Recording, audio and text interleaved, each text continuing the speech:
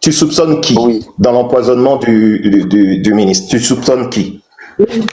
Nous soupçonnons les gens que lui, il veut interrompre leur mafia. Donc, toi, tu n'as pas dit ça. C'est moi qui le dis. Donc, tu soupçonnes les magistrats, c'est ça? C'est ça? Oui, en quelque sorte. Écoute, moi, je vais te dire une chose, ok? Merci beaucoup, Shannon. Un petit instant, hein. Je réponds à Emmanuel. Moi, je vais te dire une chose, ok? Est-ce que tu sais que les magistrats n'arrivent pas au bureau du ministre de la Justice? Ils n'y ont rien à y faire. Un magistrat, il se retrouve au parquet où il fait son travail, il fait son rapport à son supérieur hiérarchique, c'est-à-dire le procureur de la République. Ou bien un magistrat, il est au tribunal, ce sont des magistrats assis pour juger les affaires. Qu'est-ce que les magistrats iraient faire au bureau du ministre de la Justice? Eux, ils sont du pouvoir judiciaire. Qu'est-ce qu'ils iraient faire au bureau de l'exécutif? En fait, c'est ça qui commence à donner l'impression, comme sur les réseaux sociaux, il est passé que ce sont les magistrats qui sont le problème dans la justice congolaise et que donc, si le ministre a été empoisonné, ça pourrait être nécessairement les magistrats. Non, pas du tout. Les magistrats n'arrivent pas au bureau du ministère de la Justice. Oui, maître, oui. Je n'ai pas dit forcément. C'est ça le magistrat. Non, moi je dis c'est ça la conclusion que les gens peuvent c'est ça l'impression que les gens peuvent avoir. Maintenant pour vous répondre, maître, je ne pense pas qu'une personne qui... Carlos, fermez votre micro s'il vous plaît. Bientôt je vous donne la parole. Emmanuel, chute pour que je donne la parole à Carlos, à Calmos. Je vais chuter en disant que ce n'est pas l'acteur ou celui qui cherche à empoisonner quelqu'un qui se présente forcément lui-même en chair et en os. Il peut carrément collaborer. Vous voyez, par exemple, celui qui assassine, ce n'est pas lui qui se présente. Il travaille avec une équipe. Il monte une équipe. Alors, nous savons que le ministre est en train de subir, en fait, sa bonne foi, en fait. Est en train de subir cette guérison qu'il veut ramener à la justice congolaise. Tout ce que moi je peux dire, c'est ça. Et puis voilà, il est en retour, il est attaqué. Et je crois que Dieu va les protéger. C'est un peu ça pour laisser les autres la parole aussi. Merci beaucoup, Emmanuel. Je voudrais dire ceci. Moi, je suis avocat et je vois aussi les failles de la justice congolaise et ça ne nous facilite pas dans notre travail. Nous voulons ces changements. Nous en voulons. Vraiment, je soutiens le désir du ministre de la Justice de faire changer les choses. Je le soutiens. Mais je voudrais tout simplement que ça se fasse dans l'ordre, que ça se fasse de manière institutionnalisée, c'est-à-dire qu'il respecte les autres institutions, qu'il respecte les limites de ses prérogatives et qu'il ne fasse pas des déclarations qui puissent pousser à ce que les autres puissent être mal vus. Parce qu'aujourd'hui, nous sommes en train de mal voir les magistrats, mais je peux vous dire que les avocats sont aussi un problème. Pas seulement les magistrats. Les avocats aussi sont un problème. Et j'en suis un. Ok ? Donc, il ne faut pas regarder seulement le problème d'un seul côté. Bien, je donne la parole à Calmos. Calmos, vous avez la parole. Activez votre micro et vous pouvez intervenir. Merci, maître. Bonsoir à tout le monde.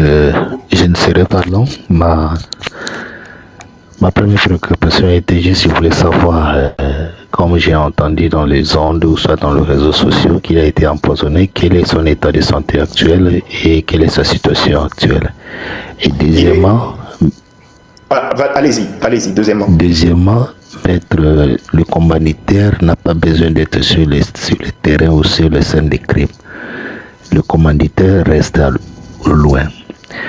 Je parle avec réserve et je ne confirme pas. Mais le premier suspect dans cette affaire d'empoisonnement, c'est le monsieur qui a voulu corrompre l'ex-ministre Moutamba. Et le ministre lui a conduit à Makala. C'est lui le premier suspect dans cette histoire. Merci, voilà ce que je pouvais dire ce soir. D'accord, merci Calmos. Calmos, je peux déjà te répondre à la première question. C'était celle de savoir si quelle est la santé du ministre en ce moment. Il est allé se faire soigner, on parle de la Turquie, et il est rentré, je pense, c'était hier ou aujourd'hui. Il y a déjà des vidéos qui circulent sur les réseaux sociaux, et même sur mon compte, j'en ai publié une où il est déjà de retour à Kinshasa. Bon, en ce qui concerne les commanditaires, bon, vous dites que le monsieur dont il avait parlé, qu'il l'avait fait arrêter, ça pourrait être le commanditaire. Bon, moi, j'ai fustigé une chose au début de ce live. La tendance qu'a le ministre de la Justice d'utiliser le mot arrestation. J'ai fait arrêter des gens. Natinda Kibakanga, il n'est pas magistrat. Il est ministre de la Justice, il est de l'exécutif. L'article 17 de la Constitution de la RDC dit qu'avant de mettre quelqu'un en arrestation, cette personne doit être jugée. S'il observe un comportement infractionnel, il doit envoyer le dossier auprès des magistrats, auprès des parquets. Il a le pouvoir d'injonction. Dans la procédure pénale, il lui est reconnu le pouvoir de donner des injonctions à partir des parquets, en commençant par la Cour de cassation juste au parquet des tribunaux de première instance. Il a le pouvoir de donner des injonctions à ces parquets, de poursuivre des gens ou bien d'initier des enquêtes dans des faits infractionnels qu'il a observés. Mais la décision revient au juge après avoir regardé les faits, établi effectivement la culpabilité des personnes qui seraient accusées ou déférées à la justice par le ministre. Le procureur général près la Cour de cassation est les bras séculiers du ministre de la Justice. C'est ce que dit l'article 70 de la loi sur l'organisation des juridictions de l'ordre judiciaire. Et de ce point de vue, nous sommes en parfaite relation, nous nous concertons et ils exécutent les injonctions que le ministre de la Justice dicte sur la lutte contre la criminalité, contre la délinquance économique et financière. Mais il faut également rappeler que parmi les réformes, le chef de l'État nous a instruit d'accélérer le processus d'adoption de la loi portant création et fonctionnement du parquet financier. C'est aussi de cela qu'il était question lors de notre échange avec le président du Conseil supérieur de la magistrature. Ce n'est pas à lui de dire prenez cette personne, emmenez-la en prison. Non, là c'est un abus de pouvoir. Merci. Merci maître, merci pour les éclaircissements, mais je voulais aussi signaler des choses. C'est bien, oui, c'est vrai, vous avez raison, il fait un peu de trop, mais j'aurais voulu vous faire référer d'une histoire. Vous savez, le juge qui a fait tomber la mafia italienne à l'époque, il fallait qu'il brûle d'autres étapes pour faire tomber cette mafia. Donc, actuellement au Congo, je vous dis, pour faire respecter, pour ramener les gens à l'ordre, je pense qu'il faut brûler certaines étapes. Je n'encourage pas, on parle avec réserve, parce que même si ça m'arrivait qu'il brûle un peu les étapes sur ma situation, je ne vais pas aimer, mais sauf que en connaissant la situation de notre pays, il faut qu'il y ait quelqu'un comme lui. Vous savez, je l'ai trouvé, excusez-moi les termes, comme on dit chez nous à Kinshasa, je l'avais trouvé un peu tintin lors des remises et reprises. Il est venu avec un chien. Mais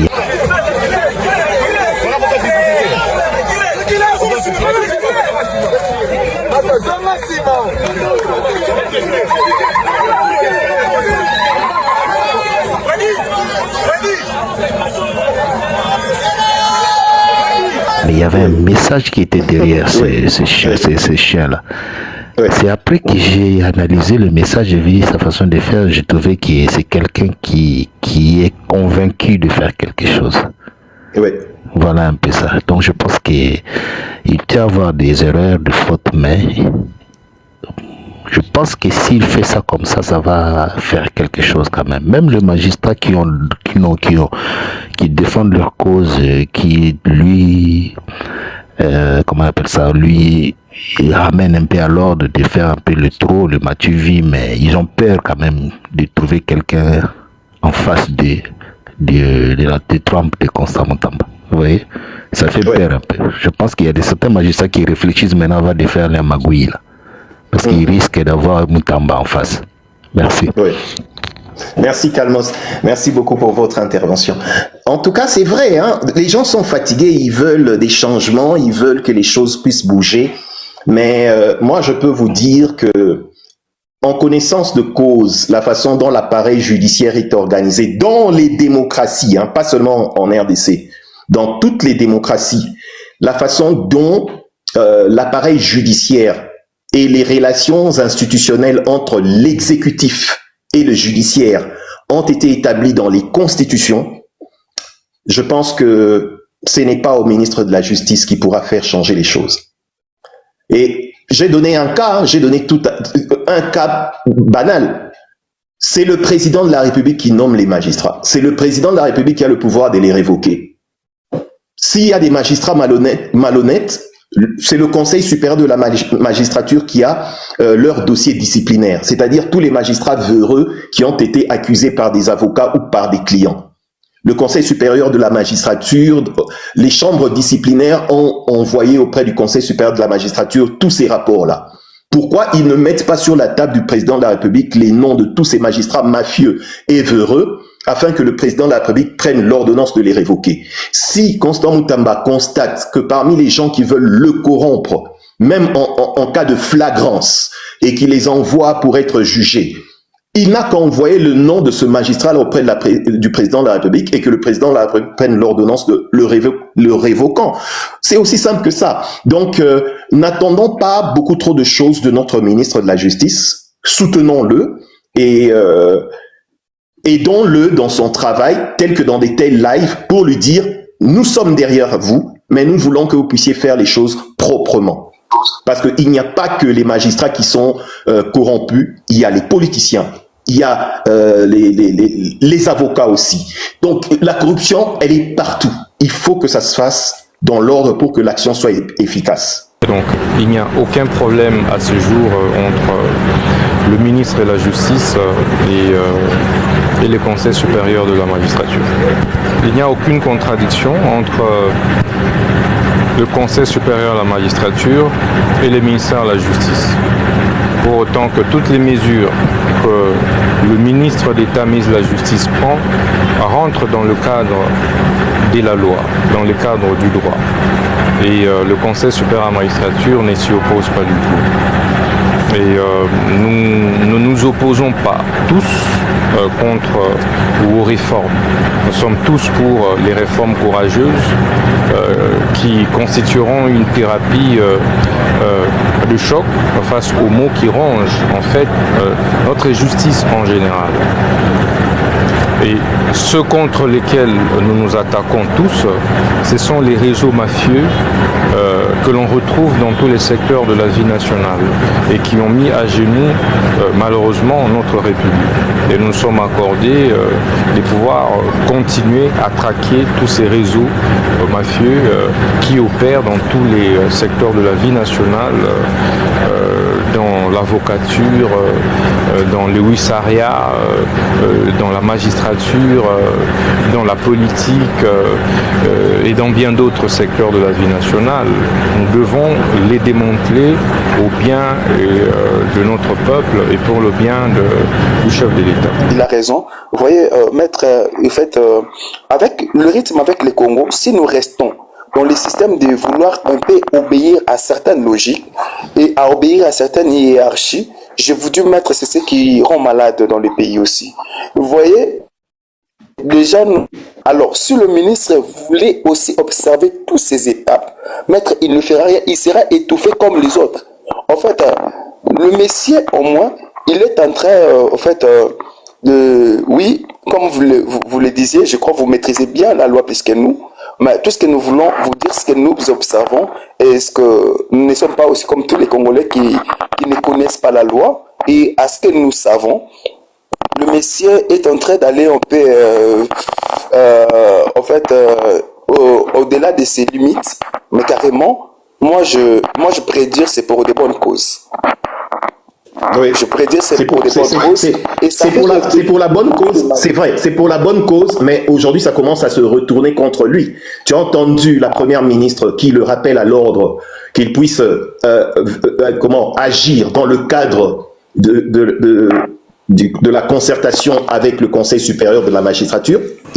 Par ailleurs, la Première ministre a attiré l'attention des membres du gouvernement sur la nécessité de veiller à faire toujours une communication coordonnée et cohérente, mais aussi de s'abstenir de tomber dans la dérive de la gouvernance à travers les réseaux sociaux. Elle a recommandé aux uns et aux autres de faire preuve de la plus grande circonspection dans la manière de communiquer. Réaffirmant la ferme volonté du gouvernement de mener à terme les réformes à des fins thérapeutiques initiées dans le secteur de la justice, la Première ministre a instruit le ministre d'État, ministre de la Justice et garde des Sceaux à mettre à profit le cadre de concertation existant entre son ministère et le Conseil supérieur de la magistrature à l'effet de favoriser les échanges interinstitutionnels dans un élan de cohésion sociale. Il n'y a pas que la Première ministre qui l'a dit. Le président de la République l'a aussi dit. Le président de la République a dit l'individualisme n'est pas un atout. C'est-à-dire, il est en train d'agir seul. Ça ne peut pas marcher. Or, il est en train de parler, chaque fois qu'il intervient, il dit « Je suis en train de faire ce que le président de la République m'a dit. Je suis en train de faire ce que le président de la République m'a dit. » Et le même président de la République dit « L'individualisme n'est pas un atout. » Vous voyez, ça se retourne donc contre lui. Aux membres du gouvernement, il a exigé la discipline et la cohésion en ces termes. Je voudrais par ailleurs souligner, en faisant mienne le rappel à l'ordre de Madame la Première ministre sur ce sujet, que l'action gouvernementale doit être coordonnée et ordonnée. L'individualisme n'est pas un atout. Au contraire, nous payons tous les prix de dérapage populiste individuel. Cet état des choses est inacceptable et ne devrait plus se répéter en matière de gestion de crise, a-t-il précisé. La Première ministre a été invitée à y veiller scrupuleusement et à faire respecter cette cohésion. Je ne pense pas, maître, qu'avec précision que le président peut-être s'adressait qu'à lui. Ou bien, quand il a dit l'individualisme, il s'adressait à Constance Séléman. Non, il a parlé dans le Conseil des ministres, donc il a parlé à tous ses ministres. Oui, il a parlé à tous ses ministres. Ok, comme ça, en fait, avec déjà Madame la Première ministre, excusez-nous, elle n'a pas de leçons à nous donner. En tout cas, elle n'a pas vraiment de leçons à nous donner. C'est Constant surtout, nous voulons qu'il cadre avec bonne foi, il recadre avec bonne foi Constant, mais qu'il sache aussi, maître, je crois que vous le savez, il ne travaille pas pour le popularisme, mais les Congolais étaient juste fatigués de cette injustice qui existe au Congo. Et les gens ne veulent pas que nous puissions avoir cette liberté de la justice. Et Moutamba a ramené juste la lumière dans les zones ténébreuses de la justice congolaise. Et les gens ne veulent pas de cette lumière. Et la Première ministre, je suis désolé, elle n'a pas de leçons à nous donner. Écoute, Emmanuel, et moi je dis ceci. Je suis d'accord avec vous. Je suis d'accord avec lui, le ministre de la Justice. Mais lisez la Constitution, mes frères. C'est celui qui a dit, c'est l'institution qui a dit que la justice est malade. C'est là, cette institution-là, le président de la République, qui a la clé de la guérison de la justice. Parce que c'est le président de la République qui nomme les magistrats, et c'est lui qui a le pouvoir de les révoquer. Ce n'est pas le ministre de la Justice. Je peux vous poser une question. Oui. Le magistrat, la Cour constitutionnelle, le procureur, est-ce qu'ils ne sont pas soumis au ministre de la Justice? Non. Non, c'est un pouvoir qui est autre que le pouvoir exécutif. Séparation des pouvoirs. Lisez l'article 150 et l'article 151 de la Constitution. Le pouvoir judiciaire ne peut pas recevoir des directives du pouvoir exécutif. Le pouvoir exécutif ne peut pas se mêler des affaires qui sont dans les tribunaux du pouvoir judiciaire. Article 150, article 151 de la Constitution de la RDC. Lui, je le disais tout à l'heure, il a un pouvoir d'injonction, un pouvoir dans la procédure pénale qui lui est très limité, celui de donner par exemple la liberté conditionnelle, celui de donner les injonctions au parquet en commençant par la Cour de cassation jusqu'aux juridictions de première instance, à ces parquets-là de leur donner des injonctions de mener des enquêtes ou des poursuites contre un fait infractionnel qu'il aura constaté. Par exemple, comme il venait de donner par exemple des injonctions pour qu'on poursuive le cas de Corneille Nangaa, et puis la cour militaire a poursuivi ce dossier-là jusqu'à ce qu'ils ont jugé Corneille Nangaa mort. Ça, c'est dans sa compétence. Lui, il ne peut que donner des injonctions, faites ce travail. Mais il ne juge pas, c'est pas lui qui juge, c'est pas lui qui condamne. Tu m'as compris? Oui. Quand est-ce que le ministre de la Justice peut arriver dans le niveau de faire arrêter quelqu'un? Est-ce qu'il n'a pas ce droit? Non, il n'a pas ce droit. Personne n'a le droit de faire arrêter quelqu'un si cette personne-là n'a pas été jugée préalablement. Okay, même le président de la République, je te dis, même le président de la République n'a pas le droit, comme il entend Isaac parler ici, de dire « Allez m'arrêter cet Isaac-là. Si je ne suis pas jugé, ça sera une arrestation arbitraire. » Ok. Maître, pardon, oui. Je ne sais pas si ça serait une information ou bien un rappel qu'au Congo, il y a en fait la moitié les hommes qui sont en prison, ils n'ont pas été jugés. Par exemple. Oui, je sais, il y en a beaucoup qui, dans les enquêtes, se poursuivent. Emmanuel, je reviens vers toi parce que Shannon a entendu longtemps. Je donne d'abord la parole à Shannon. Reste avec moi, s'il te plaît. Papa Shannon, vous pouvez prendre la parole? Activez votre micro, s'il vous plaît. Bonsoir. Oui, vous nous appelez d'où? Bonsoir. J'ai intervenu dans votre live. Bon, je ne suis pas du tout habitué. Mais la question des droits m'intéresse beaucoup. Parlez dans la langue, hein, parlez dans la langue où vous vous sentez à l'aise. Tous obligés de parler français. Bon, et puis dites-moi d'abord, vous nous appelez d'où? Je suis à Lubumbashi. Ah, ok. Je suis à Lubumbashi. Puisque vous êtes maître, et je vous ai entendu dire que parmi plusieurs cas qui fait à ce que la justice ne soit pas normale, il y a aussi les avocats qui sont impliqués. Oui. Il faut qu'il y ait un juge quand même entre le magistrat, les avocats, les justiciables.